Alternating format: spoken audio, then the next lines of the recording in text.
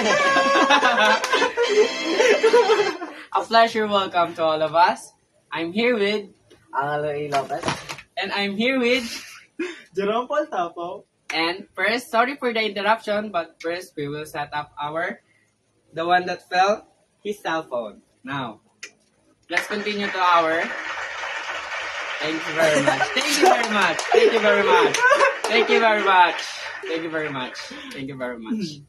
So now, our topic is bullying and cyberbullying and kindness.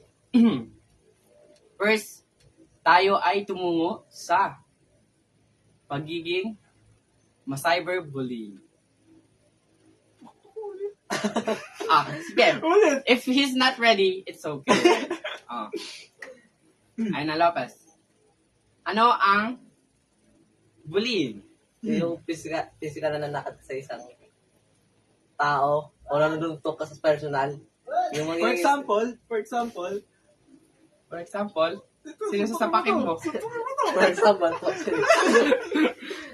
So, yun ang pagiging yun ang pagiging bullying. Next naman, tayo ay tumungo sa cyberbullying. ito yung pagta-trash talk sa online, like mga online games para mas parang tinatrash talk niya yung tao na kasi minsan nagkakamali siya, ganito ganyan. And Yun nga. Dapat hindi ka magiging toxic sa iyong mga kapwa. Ito na. Ang akin ay kindness. Kung saan tayo tumutungo, kung saan natin susolusyonan ang mga kanilang mga topic. Una, kindness. Kung saan ka nagiging mabait, hindi ka nanununtok. Katulad ng sinabi ni Lopez, dapat hindi tayo ganun. Dahil ang isang topic na yon is hindi dapat sinasali sa mga school, sa mga ganyan, at sa mga iba. Basta alam niyo na yun. At ngayon naman, dapat ang pagiging mabait ay dapat palagi. At dagdagan na natin, ang pagiging marespeto, gumagamit ng po at opo, yun, ganun. And next, doon naman tayo sa cyberbullying. Ang cyberbullying ay dapat hindi tayo nagiging toxic sa ating mga kapwa doon sa internet, pagiging ganyan. Pwede naman natin silang sabihan, pagiging mabait. Feel ko may aswang sa taas namin. Basta't yun ha.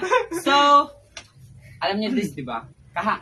Nung naka-episode 2, is Super Edition OA.